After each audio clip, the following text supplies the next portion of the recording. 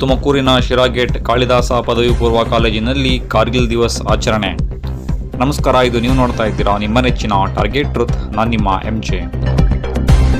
1999ರಲ್ಲಿ ನಡೆದ ಕಾರ್ಗಿಲ್ ಯುದ್ಧದಲ್ಲಿ ಭಾರತ ಸೈನ್ಯ ಅತ್ಯಂತ ಕಠಿಣ ಪರಿಸ್ಥಿತಿಯಲ್ಲಿ ಹೋರಾಡಿ ವಿಜಯವನ್ನು ಸಾಧಿಸಿತು. ಆ ದಿನದ ನೆನಪಿಗಾಗಿ ವಿಜಯ್ ಕಾರ್ಗಿಲ್ ದಿವಸ್ ಎಂದು ಆಚರಿಸುತ್ತಾರೆ. ಆ ಕಾರ್ಗಿಲ್ ಯುದ್ಧದಲ್ಲಿ ವೀರ ಮರಣವನ್ನು ಹೊಂದಿದ ಯೋಧರಿಗೆ ಕಾಳಿದಾಸ ಪದವಿ ಪೂರ್ವ ಕಾಲೇಜು ಮತ್ತು ಅನೇಕ ಗಣ್ಯರು ಹಾಗೂ ಮಾಜಿಯಾದವರು ಭಾವಪೂರ್ಣ ನಮನವನ್ನು ಸಲ್ಲಿಸಿದರು.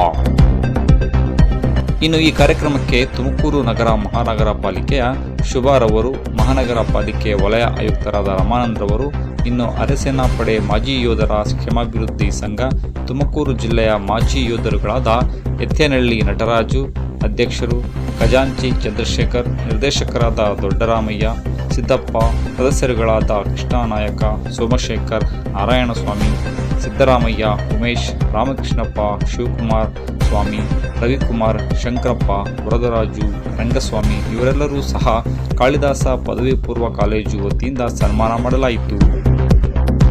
ಹಾಗೂ ಅನೇಕ ಗಣ್ಯರು, ಶಾಲಾ ಶಿಕ್ಷಕರ ವರ್ಗದವರು ಮತ್ತು ವಿದ್ಯಾರ್ಥಿಗಳು ಭಾಗವಹಿಸಿ ಈ ಕಾರ್ಗಿಲ್ ವಿಜಯ ದಿವಸವನ್ನು ಬಹಳ ಯಶಸ್ವಿಯಾಗಿ ಆಚರಿಸಿದರು.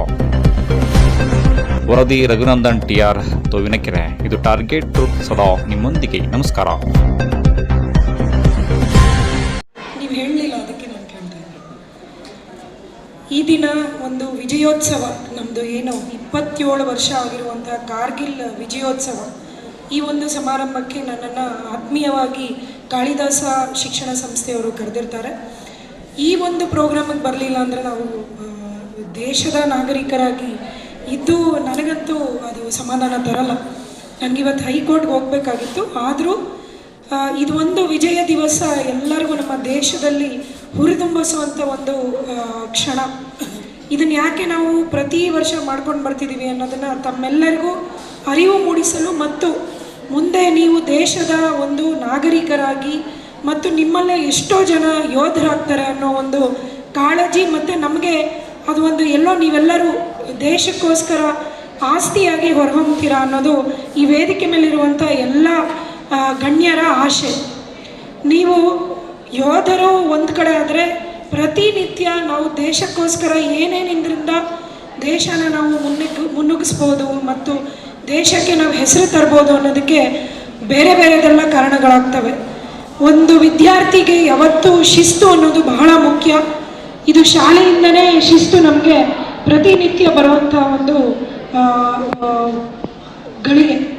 ಶಿಸ್ತಿರಬೇಕು, ಆ ಶಿಸ್ತಿನಿಂದ ನಾವು ಬೆಳಿಬೇಕು, ಧೈರ್ಯ ಬೆಳೆಸ್ಕೋಬೇಕು, ಕಿಚ್ಚಿರಬೇಕು. ಇಲ್ಲಿ ನಿಮ್ಮ ಇದನ್ನು ನಾನು ನೋಡಿದೆ, ಸ್ಟೇಜು, ಇದರಲ್ಲೇ ಮುಂಚೆ ನೀವು ಬರೆದಿದ್ದೀರಾ ಕ್ರಾಂತಿವೀರ ಸಂಗೊಳ್ಳಿ ರಾಯಣ್ಣ ಅಂತ. ಕ್ರಾಂತಿ ಅನ್ನೋದು ನಮ್ಮ ಜೀವನದಲ್ಲಿ ನಾವು ಬಳಸ್ಕೋಬೇಕು. ಅಂದರೆ ಒಳ್ಳೆಯ ಕ್ರಾಂತಿ ಇರಬೇಕು.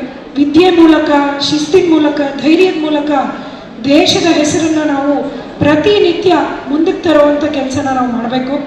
ಎಷ್ಟೋ ವಿದ್ಯಾರ್ಥಿಗಳು ತುಂಬ ಚೆನ್ನಾಗಿ ಓದ್ತಿರ್ತೀರ, ಬಟ್ ದೇಶಕ್ಕೋಸ್ಕರ ನಾನು ಏನು ಮಾಡ್ಬೋದು ಅಂತ ಒಂದು ಟೈಮ್ ಬಂದಾಗ ನಾವು ನಮಗೋಸ್ಕರ ದುಡ್ಕೋತೀವಿ ಮತ್ತು ದೇಶಕ್ಕೋಸ್ಕರ ನಾವೇನು ಅಂಥ ಗಣನೀಯವಾದ ಒಂದು ಇದನ್ನು ಮಾಡಿರೋಲ್ಲ. ಹಾಗಾಗಿ ನೀವು ಶಿಕ್ಷಣ ಪಡ್ಕೊಂಡು ದೇಶದ ಇತರೆ ಸಂಸ್ಥೆಗಳಲ್ಲಿ ನೀವು ಕೈ ಜೋಡಿಸಿದ್ರೆ ಅದೇ ನಮ್ಮ ದೇಶಕ್ಕೆ ಒಳ್ಳೆಯ ಹೆಸರನ್ನ ತಂದುಕೊಡುತ್ತೆ.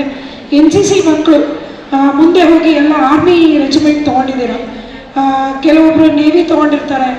ಹೀಗೆ ನೀವು ಉತ್ಸುಕರಾಗಿ ದೇಶಕ್ಕೋಸ್ಕರ ನೀವು ಮುಂದಕ್ಕೆ ಬನ್ನಿ ಅನ್ನೋದೇ ನನ್ನೊಂದು ಕಿರು ನಿಮಗೋಸ್ಕರ ಸಜೆಷನು. ತಾವೆಲ್ಲರೂ ಚೆನ್ನಾಗಿ ಓದಿ ಶಿಸ್ತನ್ನು ಬೆಳೆಸ್ಕೊಳ್ಳಿ, ನಿಮ್ಮ ತಂದೆ ತಾಯಿಗೆ ಗೌರವ ತರುವಂಥ ಎಲ್ಲ ಕೆಲಸನೂ ಮಾಡಿ, ನಮ್ಮ ಭಾರತ ಮಾತೆಗೆ ಗೌರವ ತರುವಂಥ ಎಲ್ಲ ಕೆಲಸನೂ ಮಾಡಿ ಅಂತ ಹೇಳ್ತಾ, ಇಲ್ಲಿ ಮಾಜಿ ಸೈನಿಕರು ಸಹಿತ ಇದ್ದಾರೆ, ತಮ್ಮೆಲ್ಲರಿಗೂ ನಾನು ವಂದಿಸ್ತಾ, ನಮ್ಮ ವೀರ ಯೋಧರು ಏನು ಅವತ್ತು ಮರಣ ಹೊಂದಿದ್ರು ಅವ್ರಿಗೆ ನಾವು ಮೌನಾಚರಣೆಯೂ ಸಹಿತ ಮಾಡಬೇಕಾಗುತ್ತೆ. 2 ನಿಮಿಷ ಮೌನ ಮಾಡಿದಾಗ